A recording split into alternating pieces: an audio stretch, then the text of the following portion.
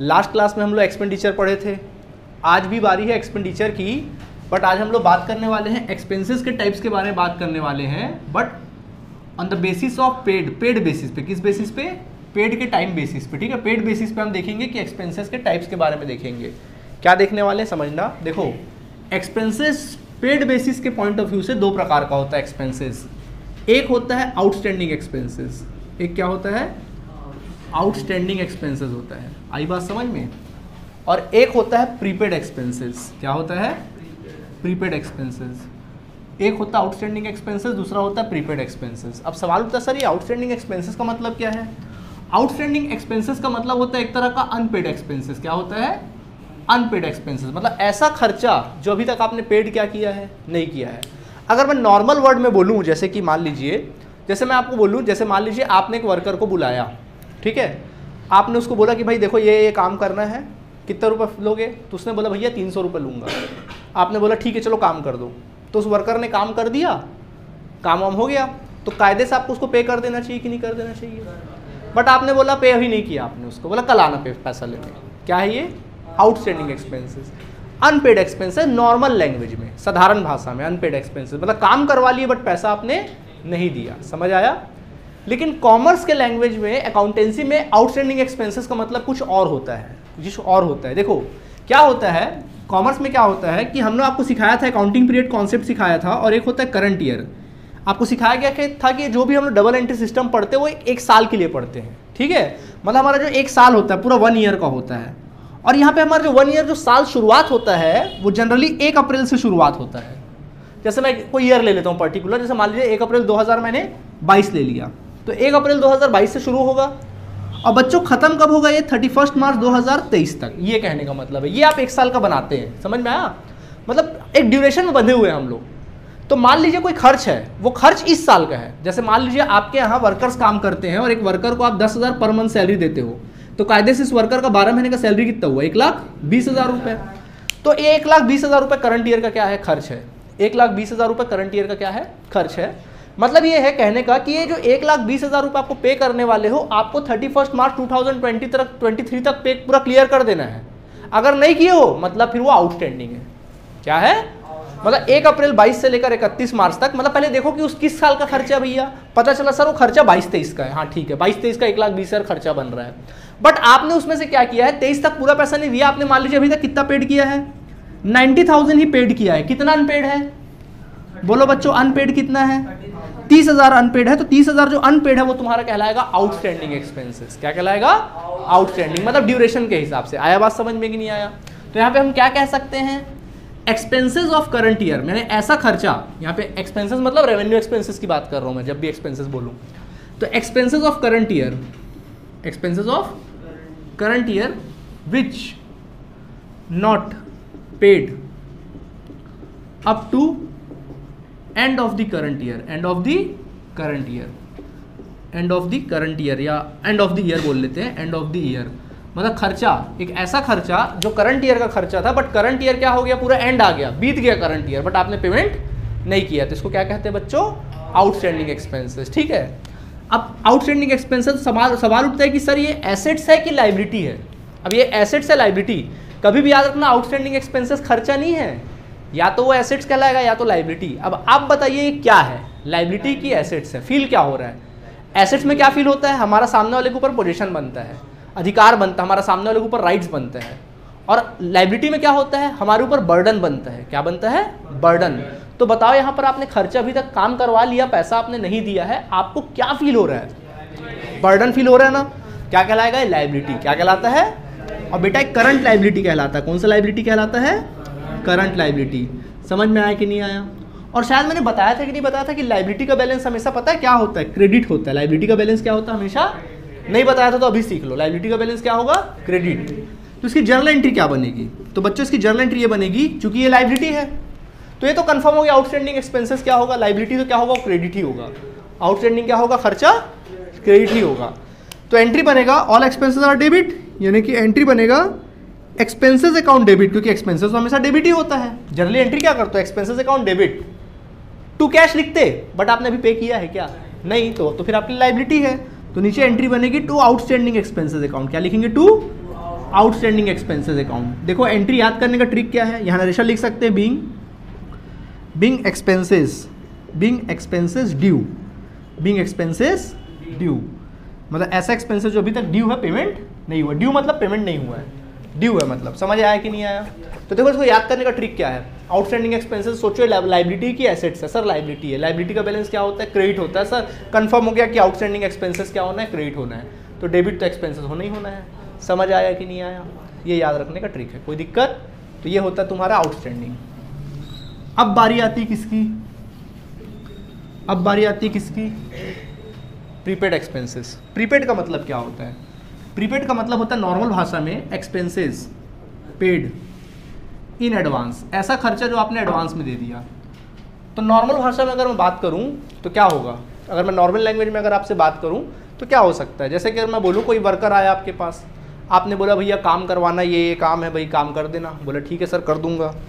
कब करोगे काम, वो बोला कल आके करता हूँ ना। ठीक है, कितना लोगे, वो बोला भाई मैं 300 रुपये लूँगा। अच्छा ठीक है, ले पैसा रख, तुरंत दे दिए पैसा, बोले आ जाना कल।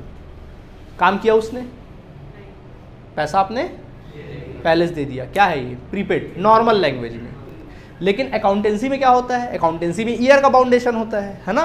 तो ईयर, तो देखिए मान लीजिए हमारा ईयर क्या है, 1 अप्रैल 2000 हमारा क्या था, शुरुआत कहाँ से हो रहा था, 1 अप्रैल 2022 मान लो, मतलब कोई भी साल ले सकते हो आप।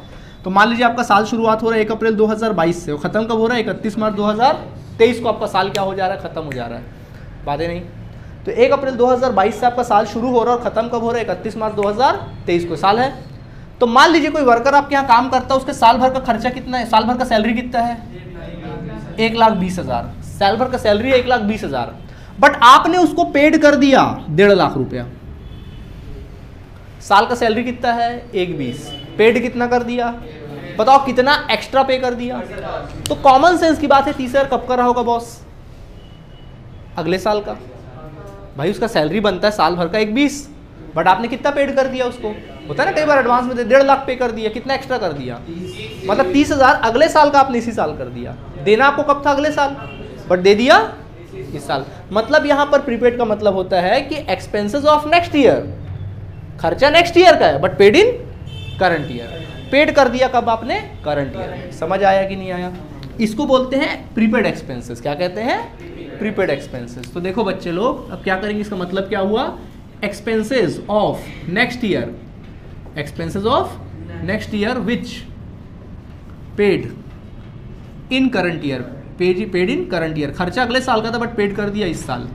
अब आप मुझे एक बात बताइए कि आपको क्या फील हो रहा है, एसेट्स फील हो रहा है कि लायबिलिटी फील हो रहा है, वेरी गुड, एसेट्स फील हो रहा है, क्योंकि भाई सामने वाले ने काम नहीं किया और आपने पैसा पहले से दे दिया, तो आपका राइट्स बन रहा है सामने वाले के ऊपर। तो क्या है आपके लिए एक तरह का करंट एसेट्स है। क्या है बच्चों, करंट एसेट्स है। आया बात समझ में। तो एसेट्स का बैलेंस कौन सा बैलेंस होता है, डेबिट, लायबिलिटी का क्रेडिट, तो एसेट्स का डेबिट। तो जब जर्नल एंट्री बनाने की बारी आएगी तो ये तो कंफर्म हो गया कि ये एसेट्स है, तो प्रीपेड तो डेबिट होगा no doubt. Prepaid expenses account क्या हो जाएगा, डेबिट कर देना, प्रीपेड एक्सपेंसेस अकाउंट डेबिट, और टू एक्सपेंसेस अकाउंट क्या लिख देना, टू एक्सपेंसेस अकाउंट। समझ आया, ये एंट्री को ध्यान रखना है, बस टू एक्सपेंसेस अकाउंट लिखना आप लोगों को। क्लियर है आप लोगों को। अभी कुछ बातें आपको समझ में नहीं आएंगी, हो सकता है कुछ समझ में ना आए और आना भी नहीं चाहिए अभी फिलहाल कुछ चीज़ों को आपको याद ही रखना पड़ेगा। ये चीज़ें आपको कब समझ में आएगी, जब साल का एंड आएगा तब समझ में आएंगी। समझ में आया, तो फिलहाल यहाँ तक समझ में आ गया, एंट्री समझ में आएगा नहीं आया, trick prepaid expenses account debit to expenses account. Clear है। तो आउटस्टैंडिंग नरेशन क्या लिख सकते हो, being expenses paid in advance, expenses paid in advance. Alright, कुछ पूछना है, बोलो। डन, नोट करिए।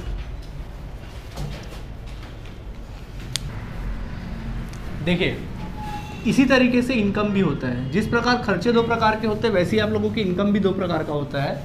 सबसे पहला होता है एक्रूड इनकम, इसको कहते हैं एक्रूड इनकम, और एक होता है अनएक्रूड इनकम। अनएक्रूड इनकम, एक होता है एक्रूड इनकम और दूसरा होता है क्या, अनएक्रूड इनकम। देखिए एक्रूड इनकम का मतलब क्या होता है, एक्रूड इनकम का मतलब होता है एक तरह से अनरिसीव्ड इनकम। क्या कहेंगे इसको, अनरिसीव्ड इनकम। मतलब ऐसा इनकम जो अभी तक आपके लिए अनरिसीव्ड है, वो इनकम आपको मिला नहीं है, मतलब आपने काम कर दिया बट पैसा आपको क्या हुआ, नहीं मिला। जिस प्रकार खर्चा नहीं होता है, खर्चा में क्या होता है अनपेड एक्सपेंसेस, वैसी अनएक्रूड इनकम, क्या बोल रहे हैं अनएक्रूड इनकम, मतलब काम कर दिया परंतु पैसा आपको क्या हुआ नहीं मिला, उसको बोलते हैं अनरिसीव्ड इनकम। क्लियर है? मतलब क्या हुआ इसका मतलब ये हुआ इनकम ऑफ करंट ईयर, मतलब करंट ईयर का इनकम है, income of current year, income of current year which not received up to end of the current year, end of the current year, मतलब कोई इनकम है आपका, वो इस साल का इनकम है, बट वो करंट ईयर पूरा बीत गया, एंड आ गया, और ईयर क्या हो गया 31 मार्च आ गया, और ईयर क्या हो गया बीत गया, और वो पैसा अभी तक आपको नहीं मिला। ठीक है, उसको क्या कहेंगे एक्रूड इनकम कहेंगे। क्या कहेंगे एक्रूड। बताइए एसेट्स फील हो रहा है कि लायबिलिटी? एसेट्स फील हो रहा है भाई, काम किए पैसा नहीं मिला, क्या फील हो रहा है भाई, सामने ऊपर राइट्स बन रहा है ना आपका, क्या कहलाएगा एक्रूड इनकम, क्या कहलाएगा एक्रूड इनकम कहलाएगा। समझ आया? तो एसेट्स है, तो चूंकि एक प्रकार का करंट एसेट्स है, कौन सा एसेट्स है, तो इसका बैलेंस क्या होगा डेबिट। तो कोई जर्नल एंट्री बोल सकता है कि नहीं बोल सकता है? हाँ बोलो, एक्रूड इनकम अकाउंट डेबिट क्या होगा, accrued income account debit to income account, accrued income account debit to क्या लिखेंगे, टू इनकम अकाउंट हो जाएगा। समझ आया? नरेशन लिख सकते हैं बीइंग इनकम, नरेशन लिख लेना, being income is unreceived, income is unreceive, अभी इनकम क्या हुआ है अनरिसीव, अभी तक मिला नहीं है। क्लियर है आप लोगों को? इसके बाद होता है अनएक्रूड इनकम। अनएक्रूड इनकम का मतलब होता है एडवांस इनकम। क्या होता है एडवांस इनकम, मतलब ये होता है कि आपने काम नहीं किया, इनकम पहले से मिल गया। बट अकाउंटेंसी में अनरिक्रूड इनकम का मतलब क्या होगा, income of current year, sorry income of next year, income of ऐसा इनकम था जो अगले साल का इनकम था, but which received in current year, मतलब वो इनकम कब मिल गया करंट ईयर। मतलब ये हुआ कि आप अभी 11th में हो, आपने 12th का फीस अभी जमा कर दिया, तो मेरे लिए क्या कहलाएगा वो, अरे मेरे लिए क्या कहलाएगा एक्रूड इनकम, अनएक्रूड इनकम कहलाएगा। आपके लिए वो क्या कहलाएगा, नहीं आपके लिए क्या कहलाएगा भाई, मेरे लिए तो अनएक्रूड इनकम है, आपने मुझे अगले साल का फीस इस साल दे दिया, आपके लिए क्या है वो प्रीपेड एक्सपेंसेस। पहलू वही है, क्या है प्रीपेड एक्सपेंसेस, क्या है आपके लिए है प्रीपेड एक्सपेंसेस। नहीं आया समझ में, छोड़ो अपनी बात छोड़ो। अरे भाई मैं बोल रहा हूँ कि अनएक्रूड इनकम मतलब क्या था, अपना व्यू देखो, इनकम की बात चल रही है, आपने सामने वाले के लिए काम कर दी किया नहीं अभी तक आपने काम, मतलब अगले साल का इनकम, वो इनकम आपको कब मिलता, अगले साल मिलता, आपको कब मिल गया करंट ईयर में ही वो इनकम मिल गया, तो क्या कहेंगे उसको अनएक्रूड इनकम कहेंगे। क्या कहेंगे अनएक्रूड इनकम। अब आया बात समझ में कि नहीं आया, बस ये है। मैंने तो एक ऐसी एग्जांपल दिया यार, मैं बोला कि मुझे 12th का फीस तुमने इस साल दे दिया, तो मेरे लिए अगर मैं अपना पॉइंट ऑफ व्यू से देखूँ तो मेरे लिए तो इनकम है वो, भाई मेरे लिए तो इनकम है ना, मैंने काम नहीं किया पैसा मिल गया, मेरे लिए इनकम है। कैसा इनकम है अनएक्रूड है। बट आपके लिए वो कैसा इनकम है प्रीपेड है आपके लिए, क्योंकि आप पहले से दे रहे हो, खर्चा ना आपके लिए। तो आया बात समझ में, ये कहने का मतलब था मेरा। क्लियर है? बोलो क्या फील हो रहा है इसमें आपको,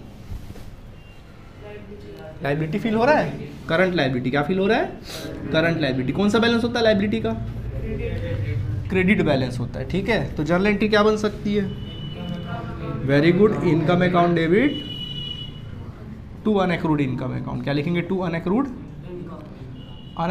इनकम अकाउंट। आया बात समझ में, to unaccrued income account. Narration लिख सकते being income received in advance, income received in advance. आई बात समझ में कि नहीं आई?